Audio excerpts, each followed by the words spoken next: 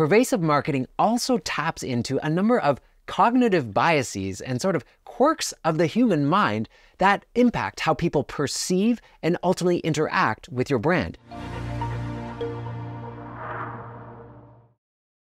Hi there, Kelsey Toner here, the founder of Guest Focused Tour Business Coaching, where every day myself and a team of experienced tour business coaches and mentors help you build a thriving, profitable tour business. Welcome back to our training series on the VIP marketing method. In this video, we're going to be looking at VP, how our marketing needs to be pervasive, or put another way, how to do omni-channel marketing for your tour and activity business. As a reminder, our VIP marketing method is a unique marketing framework optimized specifically for tour and activity business owners. And it's built around that core philosophy that to have success in your tour business, you need to stay focused on your ideal target guest. It's made up of 3 core elements. The first, our marketing needs to be valuable, providing genuine value to your ideal target guests across every stage of their traveler journey. The second element is intimacy, building trust, rapport, and loyalty with those prospective guests, and humanizing your brand and creating person-to-person touch points all throughout your marketing. And the third and final element is that pervasiveness, where we create a persistent,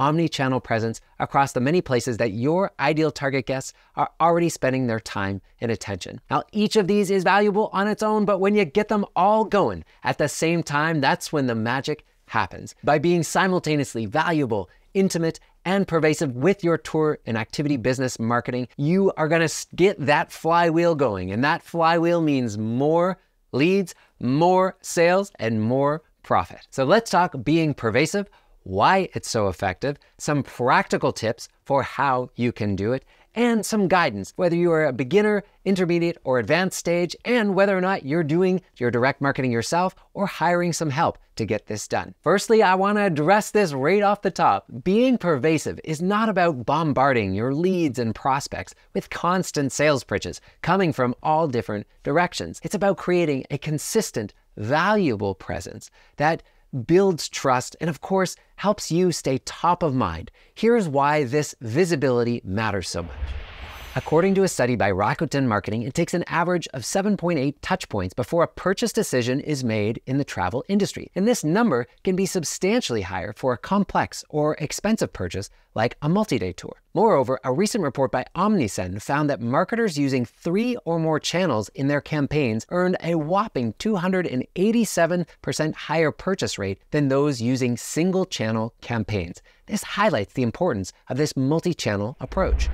One of the key benefits of pervasiveness is that it works hand in hand with intimacy. Essentially, over time, we're building that know, like, and trust factor. And we can do that more readily. We can do that more quickly by having more touch points. This isn't about short-term results or transactions. This is about building a relationship. This approach is also in line with the modern traveler's journey, which is less about very strict funnels where there's only one way to buy from you, where you enter here and then you go to here, you go to here, you go to here. Look in our own lives and the way that we use smartphones and tablets and our computers. Our touch points with a business, a brand, and how we research, travel, and other products and services has changed a lot in the last decades. And this omnipresence ensures that no matter what journey a customer takes to ultimately buying for you, you're going to be there and showing up with that consistent value and that consistent brand messaging. Pervasive marketing also taps into a number of cognitive biases and sort of quirks of the human mind that impact how people perceive and ultimately interact with your brand. It's important to understand these effects as a marketer and think of these as 5 additional reasons to lean into the VIP marketing method.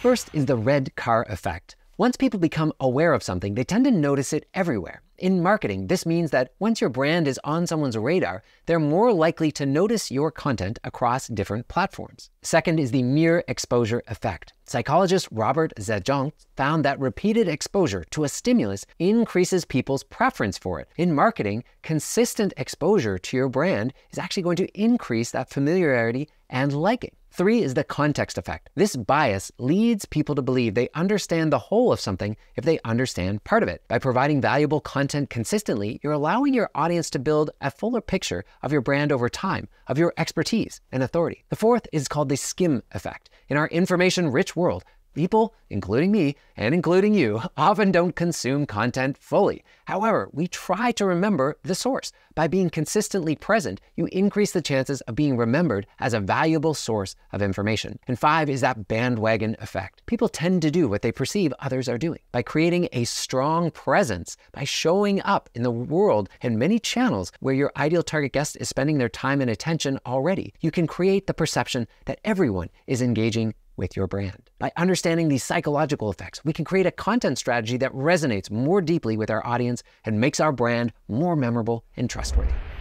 All right, let's get into the nitty-gritty of how you, your marketing team, or your marketing agencies can implement this pervasiveness. It all comes back to that foundation of our seed content. If you remember from the V being valuable, we seeded some important content. This was written content or blog post content for each stage of the traveler's journey. This written cornerstone content really does need to be specific to your ideal target guests and that specific stage of the traveler's journey. It should showcase your authority, it should have elements of intimacy built into it, and it should reflect your brand's unique voice and perspective. Keep in mind here that quality over quantity is important for those seed pieces of content. So here is where we move into repurposing. We're going to address this at 3 different levels: a beginner level, an intermediate level, and an advanced level. Here at the beginner level, where we're just getting started, all we're going to do is take your seed blog post and create 2 additional pieces of content from it. 1, an email that you can send out to your list of leads, and 2, a long form video.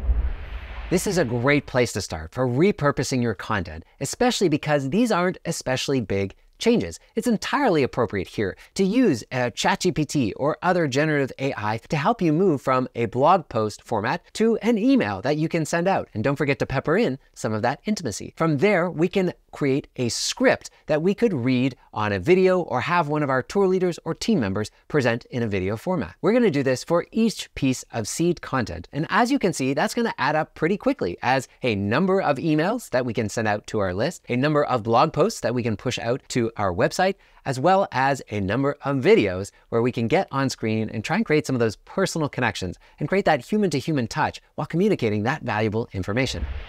If you are ready or interested in doing additional repurposing, we'll go to the intermediate level where you repurpose each piece of seed content into 15 total pieces of content. And ultimately, at the advanced level, you can create 50 or more pieces of content from a single seed post.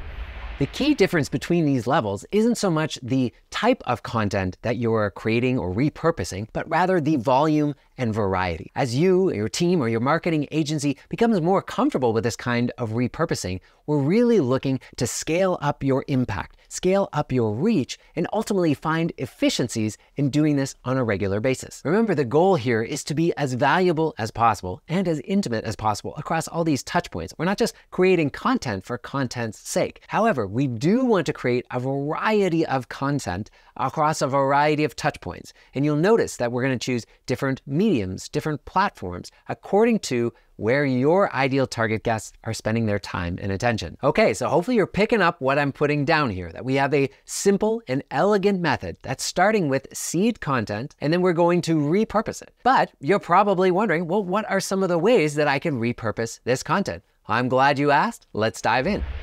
Let's go through 12 different ways that we can repurpose our seed content. The first is social media carousel posts. From your seed content, break down the key takeaways into different slides and put them over images. Sites like Instagram, Facebook, YouTube posts, X/Twitter, and even LinkedIn support this type of carousel post. The second is short form videos. You can create 60-second videos highlighting the key points of your seed content. Now, these can be recorded separately if you would like, or they can be clips from the original recorded video. These can be posted across Instagram Reels, Facebook Reels, YouTube Shorts, or even TikTok. The third are title graphics. You could create eye-catching graphics or inspirational videos or photos featuring just your blog post title. Using a square image with a repurposed blog post title can be posted across Instagram, Facebook, YouTube post, X, etc. The fourth is label posts or graphics. Here we're going to extract keywords or tips and overlay them on top of relevant images.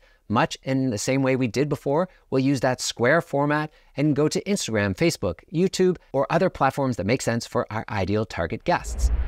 One of the things I hope you're picking up on by now is that when we create a single repurposed piece of content for social media, we can do that posting over the course of a week or a couple of weeks in conjunction with the publication of the blog post, in conjunction with the publication of the video, or even perhaps when we send out that email. If you're counting each separate post as an additional possible touch point or an additional way to show up in the feed of your ideal target guest, then that adds up very, very quickly. Let's keep going. The fifth way you can repurpose is with list posts. Break down that seed content into a shareable list format and overlay that on an image if appropriate. The sixth is quote posts. Pull impactful quotes from your content, even more powerful if it's from you yourself or members of your team. If you want to share a quote from a famous person or academic study, then it's entirely appropriate to quote the source, but still put your branding on top of it. The seventh is a stat or FYI for your information post. Highlight an interesting statistic or fact about that particular destination or about your business. The eighth is a discussion thread post, where you can use key points from your seed content to start a conversation or engage people on social platforms. Essentially, take an image and overlay onto it a question that might get people responding or engaging with that post. As with all of these, we can do this across 4, 5, or more different platforms as appropriate. The ninth is creating infographics. Here, we're often using something like Canva or hiring a graphic designer to visualize some of your seed content's main points. The 10th way we can repurpose is getting things into podcast episodes or audio formats. Can you discuss your written seed content in an audio format and share it? The 11th would be webinar or workshop content, where you can use your seed post as a basis for an educational session. And finally, we have lead magnets. Create downloadable resources based on your seed content. Now, of course, this list could continue with other ways that you could repurpose that content, but even for the most advanced omni-channel content marketer out there, we are talking at over 50 plus different touch points from just one piece of seed content. And I want to wrap things up here today with a couple of best practices when implementing this pervasiveness in the VIP marketing method. First and foremost, don't worry about redundancy. It's very natural to feel like, aren't we going to be irritating people, or aren't people going to be seeing the same content over and over again? I mean, we're starting with, yes, a valuable piece of content for a particular stage of the buyer journey,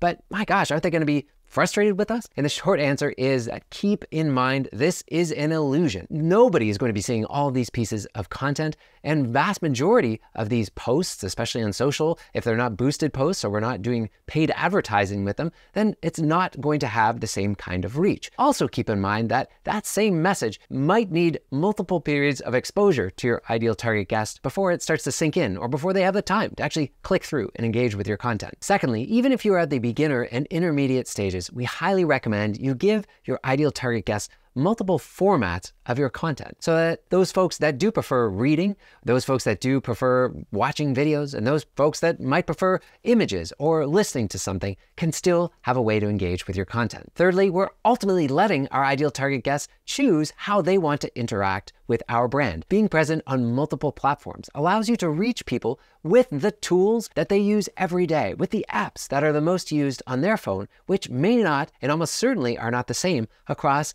all of your ideal target guests. And finally, always adapt your content to some of the nuances of each platform. It's beyond the scope of the video here today, but an experienced marketer will know that when we take a short form video content from an Instagram reel and we post it over on Facebook or TikTok or YouTube, there are some subtle differences that might impact the performance here or there, or might change the way that it shows up. These slight nuances are certainly for an advanced marketer, but they're important to keep in mind.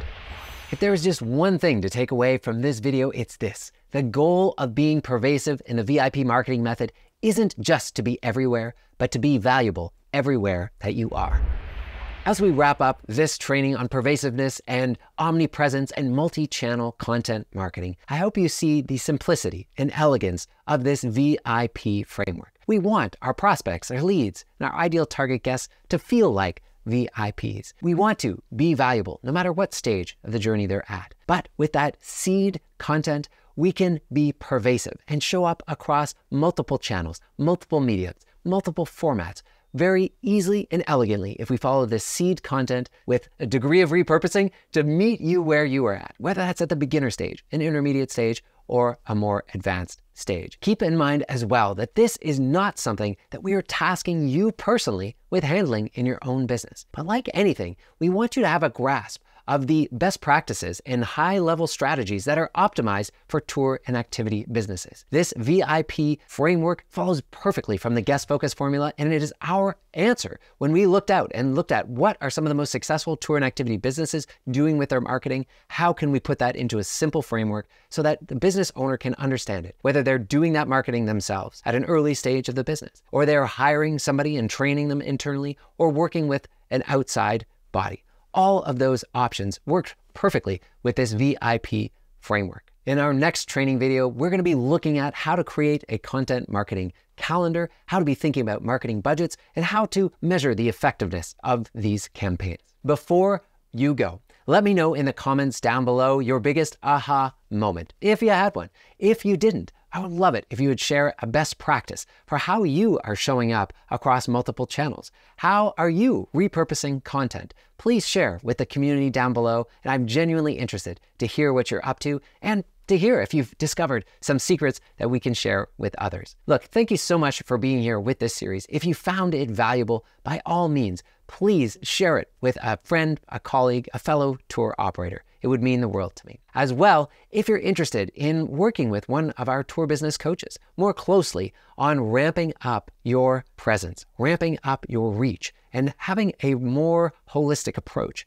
to your marketing, we'd love to have a chat. You can go to guestfocus.com/book a call, where you get a free 45-minute session with one of our tour business coaches. We'd be happy to help give you some additional tools and resources when it comes to marketing your tours and activities. Thank you so much, and I'll see you in the next video.